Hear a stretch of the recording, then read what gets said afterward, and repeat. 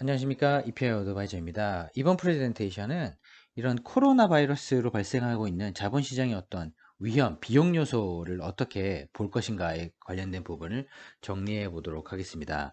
일반적으로 보시게 되면 저희가 일반 코로나 바이러스로 인한 사망자 수치를 놓고 사망자 수치가 어떻게 됐다에 대해서 어, 뉴스를 듣게 되면 좀 불안하다 아니면 좀 다행이다 이런 판단을 하고 있지만 자본시장은 오히려 이런 사망자 수치에 관련된 실질적으로 증가율,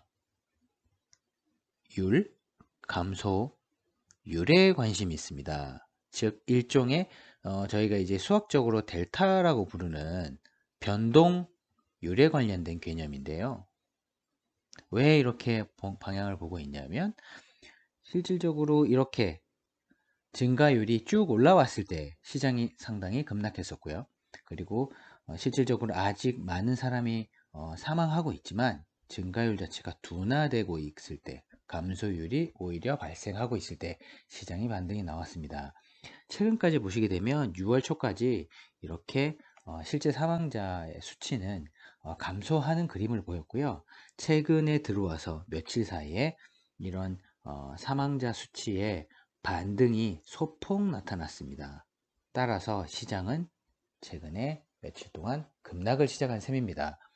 즉 단기로 보게 되면 그러면 이런 사망자, 코로나 바이러스로 인한 사망자의 어떤 단기의 움직임은 만약에 코로나 사망주 수치에 어떤 둔화가 일어난다고 하면 아마 시장은 상승하게 될 것으로 보입니다. 반대로 감소율이 증가한다 라고 보게 되면 시장은 오히려 또 상승할 것으로 판단됩니다. 다만 이런 증가율과 감소율 자체가 장기로 간다. 장기적으로 보게 되면 증가율 자체는 사라지게 됩니다. 즉 증가율은 없어지는 거죠. 왜냐하면 결국은 코로나 바이러스 감소할 것이기 때문에. 그럼 감소율만 보게 되는데요. 그럼 이런 감소율에 따라서 향후에 어떻게 시장이 움직일 건지 판단할 수 있게 됩니다. 그럼 단기에 포커스를 해서 보시겠습니다. 만약에 단기에 이런 사망자가 증가율이 둔화가 된다거나 감소율이 증가한다고 하게 되면 당연히 위험 자산을 편입하시면 됩니다. 즉, 유가, 이런 것들을 편입하면 되겠죠. 하지만 이런 증가율 자체가 둔화되지 않고 오히려 상승 곡선을 그린다 하게 된다면, 혹은 감소율이 오히려 떨어진다 라고 보게 된다면, 이때는 당연히 안전자산, 즉 금을 사시면 됩니다.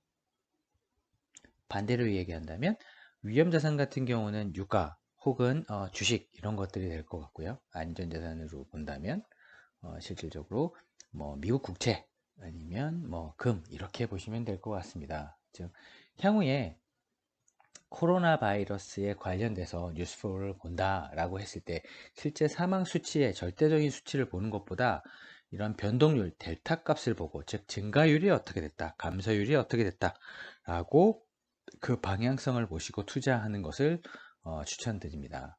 그리고 장기적으로는 이런 증가율 자체가 거의 없어지고 감소가 어느 정도 하느냐, 아니면 감소가 둔화됐느냐, 아니면 감소가 증가하고 있냐, 감소율 자체가, 이런 부분을 놓고 위험자산과 안전자산을 서로 왔다 갔다 하면서 투자를 하시게 된다면 적절한 투자 전략을 세우시는데 크게 도움이 될 것 같습니다.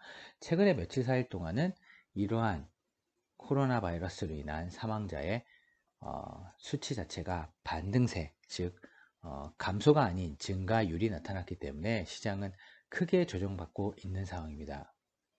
수치로 또 업데이트가 되거나 이런 방향성이 바뀌게 되면 저희가 업데이트한 영상을 올리도록 하겠습니다. 감사합니다.